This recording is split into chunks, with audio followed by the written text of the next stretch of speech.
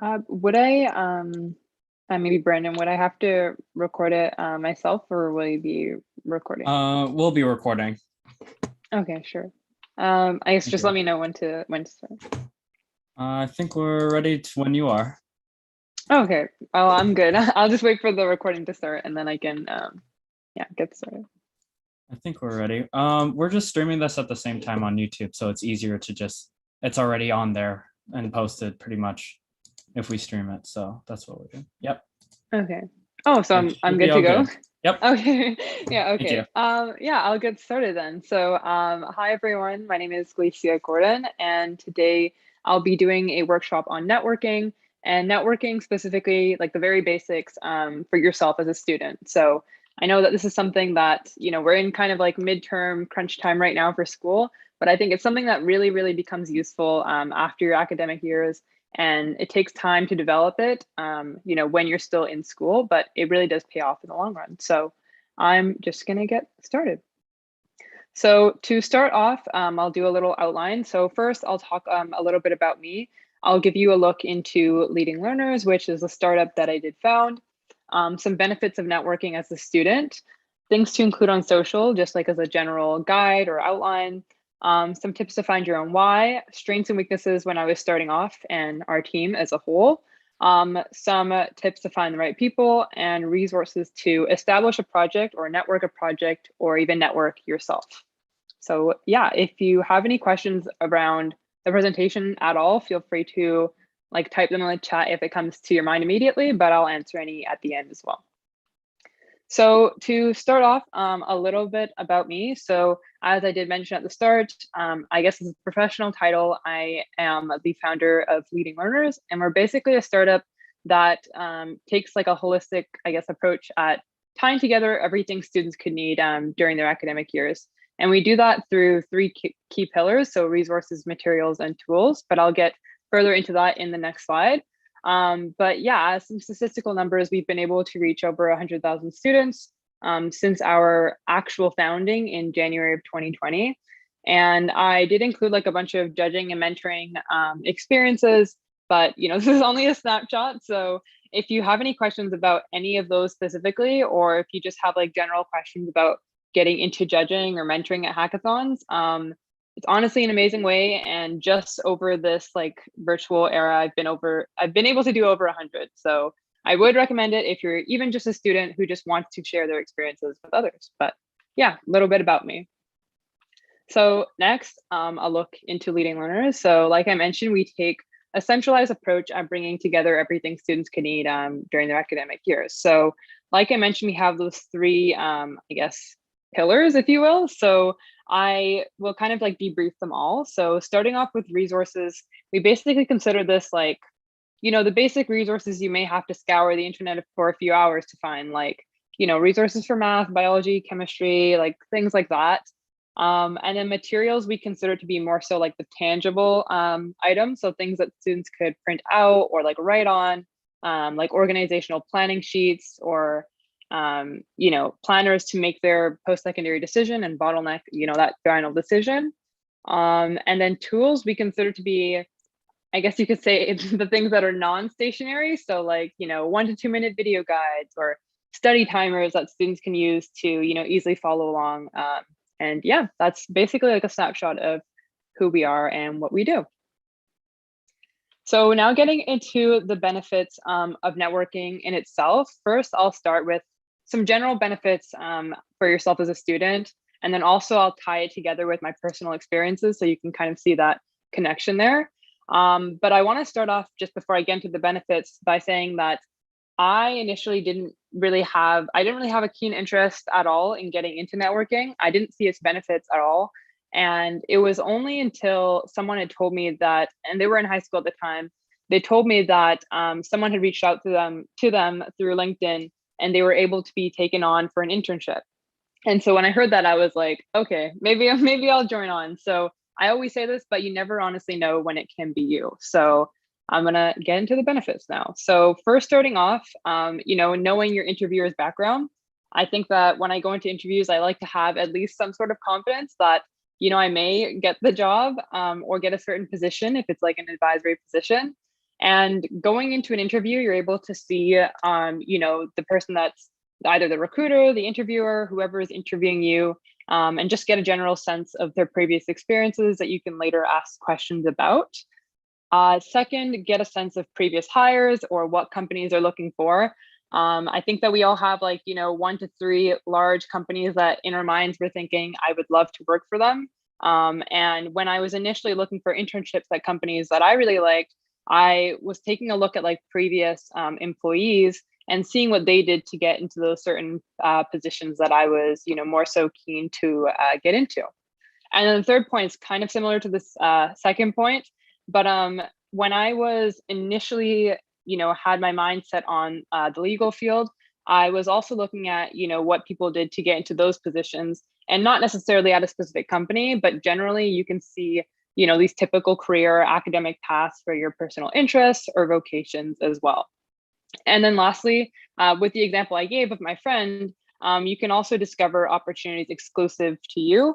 So you never really know when you can get, I guess you can say, outsource or get some sort of outreach from LinkedIn that can really propel your career. So tying that with my personal experiences, the first point here is our executive applications. So when we were starting off, the way that we were able to get applicants was through social media promotion. So, we did promotions for people who were specifically within our area and potentially had the skills and resources to potentially, be a great candidate. But we had trouble finding a good representative within the financial field.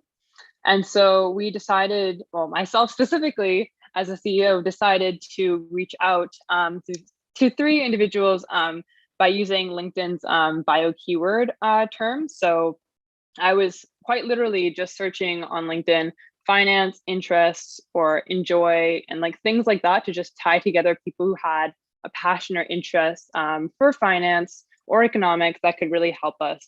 And we did take the person on. So like I said, you never know when it can be you. And it's really, really true how many great opportunities you can find just through networking. And second, these keyword searches that I mentioned already, they're often used by employers or stakeholders already. It's something that even if you're not recruited for a job, people may just simply ask you about, how you got into the certain position that you're in. And students specifically have a tendency to not necessarily recognize how much they're doing. And it's honestly really, really amazing when people, come and ask how I had done certain things in the past. It's just really, really great to share those experiences as well. And then lastly, this is kind of a funny story, but in one recent interview, I was asked, actually, they had said directly, I took a look at your LinkedIn and I saw that you like tutoring students. Could you tell me a little bit more about that? And so my third point here is that it is very common for people and employers to say, I saw this on your LinkedIn. Could you tell me a little bit more about this? Or I took a look at your LinkedIn and I saw that you had this position in the past. Could you tell me those experiences in that role? And for me, I think going into the future, that is a common question that I will ask, just because, LinkedIn is honestly a nice place to just put all your past career and academic, paths, and allows people to kind of get that guidance, getting to know you as well. But yeah, that's benefits in itself, just generally. And then the next, I guess, large question I get about, networking and just starting off is what can I include on, basic social profile on platforms like LinkedIn and others like Lunch Club, and there's so many other networking platforms. So if you want, you can take a photo of this or a screenshot, but I will kind of explain just a general overview of what you can include. So if you're just starting off, I usually recommend starting off with your interests, because like I mentioned, when people are recruiting, individuals, they're looking for people who have a passion or interest for something.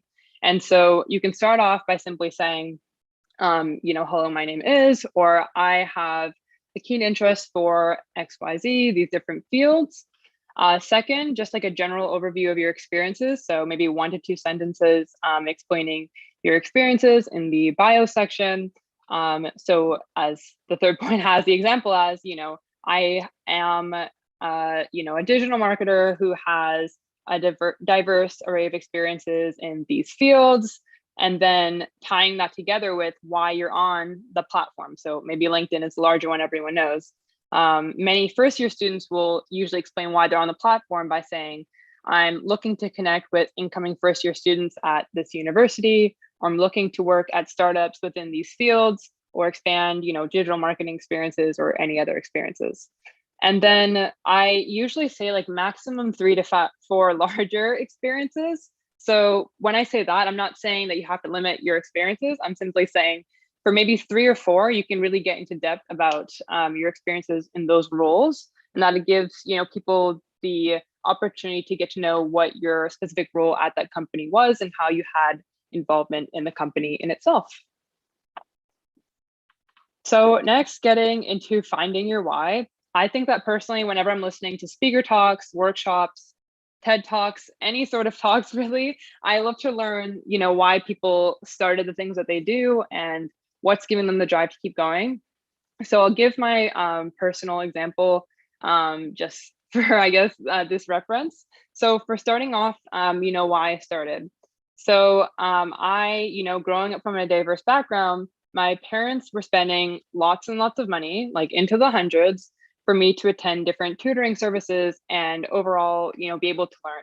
And so I thought about initially creating like a language platform that students could easily like pick up languages and help with, those students with like multicultural backgrounds. But I thought of that idea in around, I want to say like end of grade 10, 11 year. And I realized then, honestly, like I'm halfway through high school and I still have zero idea what I want to do after high school.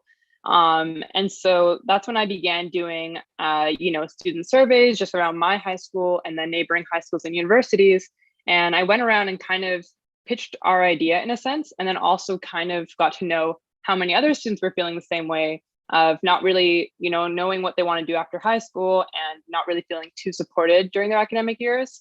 And so I noticed that there were many, many students, in my shoes who just didn't really know what to do after high school and also had quite a lot of peer and some family pressures when making my career decision.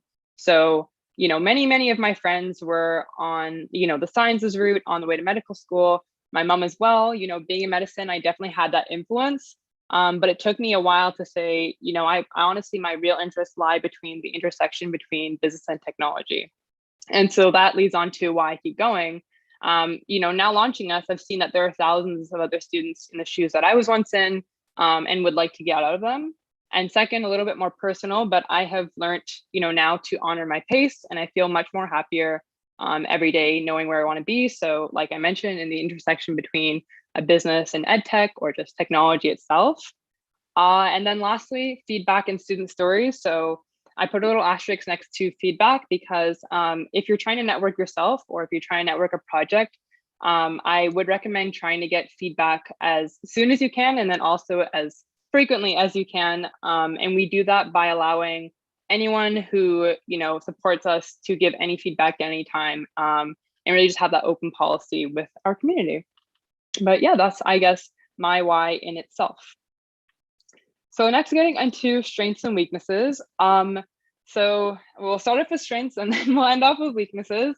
Starting off with strengths, and this is kind of in the sense of my team in itself, we had a really close-knit community starting off and really had regular bonding sessions from the very beginning. So what we do is like having these one-on-one meetings with people of the team.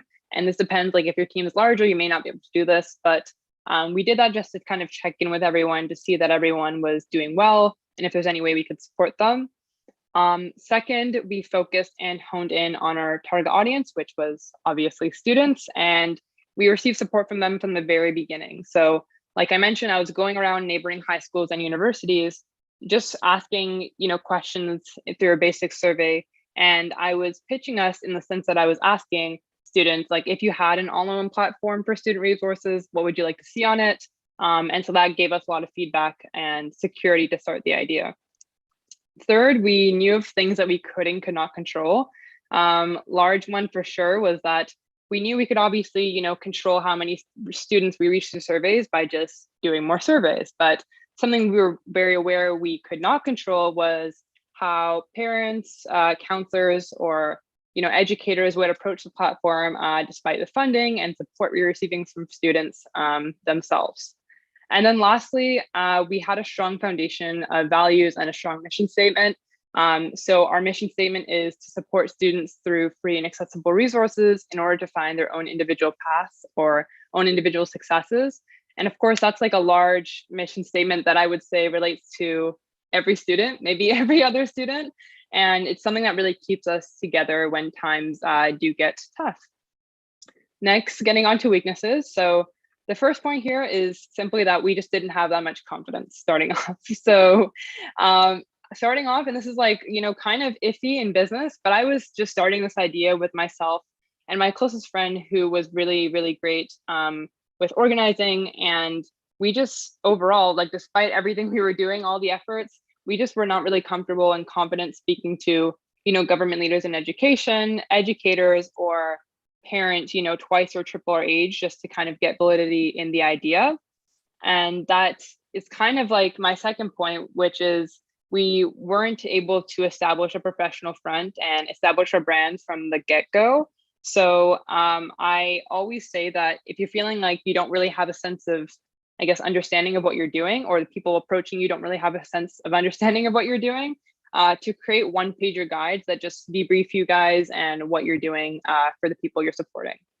And then lastly, a little bit embarrassing, but we didn't have a project management software for like many, many months. And I mean many months. So if you can even just get a basic Google Drive, Asana, Notion, Trello, like anything, like please do, because we had many flying documents that were just going back and forth and not really too organized from the beginning. So yeah, those are strengths and weaknesses. Here's a quote I'm going to get into before the examples of finding the right people. And it's a quote that I give in almost every single workshop that I do. And Meredith Mahoney, she once said this quote, know where you want to go and make sure the right people know about it. And I want to emphasize how true this is because, like I mentioned already, starting off, it was just myself and my closest friend. And we didn't like have that, I guess, many connections, especially in business. And so we were just like running this all on our own for, I want to say, at least 3 months. And it wasn't until those 3 months where we really said, okay, let's see if we can take any more talent in or see if there's anyone else who can really support us. And so when we did, we saw so much more successes that came in and, really a good cohesive community and strategy when we were working all together.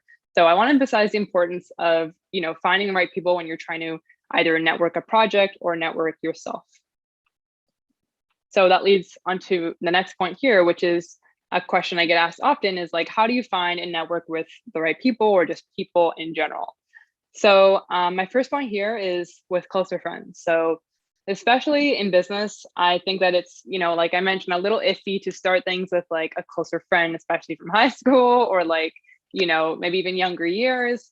And so something I do personally with my closer friends is that I actually don't ask them for advice on an action I should take. Usually I'll just take the action and then after ask them for input because for most of the time they've been with me seeing the entire process. So they have the same mind as me. So what I'll usually do is take that action and then after allow them to give me the input going forward. Second, reaching out through other people. So if you feel like you're just not that confident, which was me initially for like a few months starting off, you can have a single communication or external relations representatives that helps, with any partnerships or anything like that. That's just focusing on people who are not within your internal team. Third, connecting with program participants. So, you're already here. Hackathons are an amazing opportunity to meet like-minded people that you can maybe even, continue the projects you're making already or just meet new people that you may stay connected with in the future. And then my last 2 points here, educators lessons and family connections. So with family connections, I think that we all have like, a friend of a friend or like, a friend of a family member who has something really great going for them that you may be able to get an opportunity within or at least meet new people within those areas. And then with educators lessons, it's a little bit underestimated, but I don't think that many people, take good use of the teachers. And if you're in college or university, the professors who are willing to just sit down for like 30 minutes and sit down and talk with you about any of your concerns. So starting off, my first like business mentor ever was my high school English teacher, and he helped so much with the legal work starting off. So you never know, honestly, if you could find like a really great teacher in your high school or your college or university, simply ask them if they'd be willing to sit down for a quick coffee chat.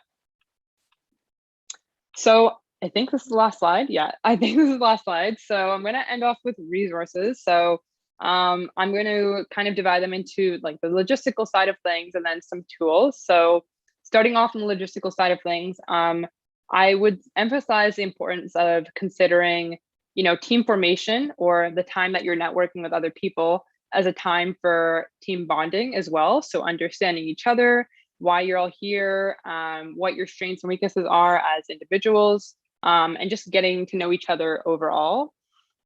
Second, spending time researching your target audience more than the potential outcomes. A little bit silly on my part, but I have this large overarching goal starting off to reach 500 students. That was just like something silly I said to myself because I thought that, there's around 250 students in my graduating class. Let's try to double that. But I feel like the reason why we've been able to surpass that, so much more was because we were focusing on the people that were trying to support themselves. So that being students. And then lastly, if you're not, to put yourself in the consumer or customer persona shoes. So if you're just trying to network yourself or market yourself as an individual and you're providing blog posts, or if you're trying to network a project, you can imagine your ideal person who has like all the struggles and issues you're trying to solve and mitigate, and put yourself in their position going through what you're providing and how they would use it. And then on the tool side of things, common question I get asked is like, how do you learn like the very basics of business if you don't know anything at all about business or management, or really anything about just business in itself? So Patriot in itself is a great accounting management software. But aside from their software, they have amazing infographics and blogs that come out like almost every other day that teach you the very basics of topics like business, management, accounting, like financial advice as well. And it's honestly a really, really great tool in itself as well. Second, Canva. So I know many people know of Canva as like a tool to make, I don't know, Instagram graphics or things for school is what I've been told a lot.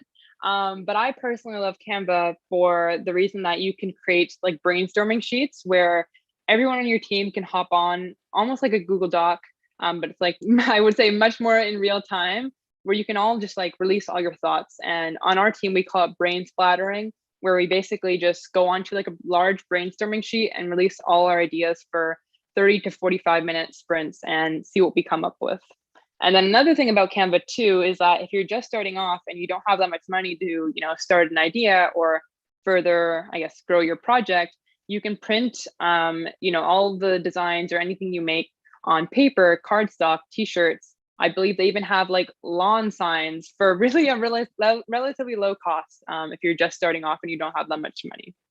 And then digital grants. So if you're a student, I have to recommend trying to find everything you can get discounted or even for free, just being a student. So some good search queries are free tools for students, free student technology in your city, then maybe expanding to your region, state or province, and then country if you're representing your entire country. And another one, of course, tech for good. So just on the top of my mind, I know that there are many discounts that some large tech companies will give. So I know on top of my mind, Notion, Google, Canva if it's for your entire school or classroom, and so many more others if you just take the time to search for them. And yeah, that is everything I have for this workshop. So thank you so much for listening. I'll sit back for a bit, but yeah, if you don't have any questions on the spot, feel free to just let me know myself via LinkedIn as well. And it is just my name, by the way, so no need to like have any extra numbers or anything.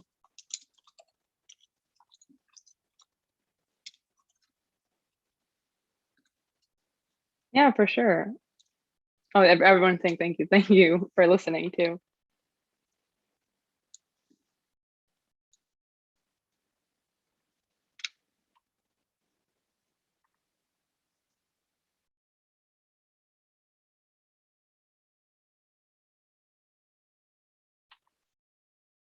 For sure.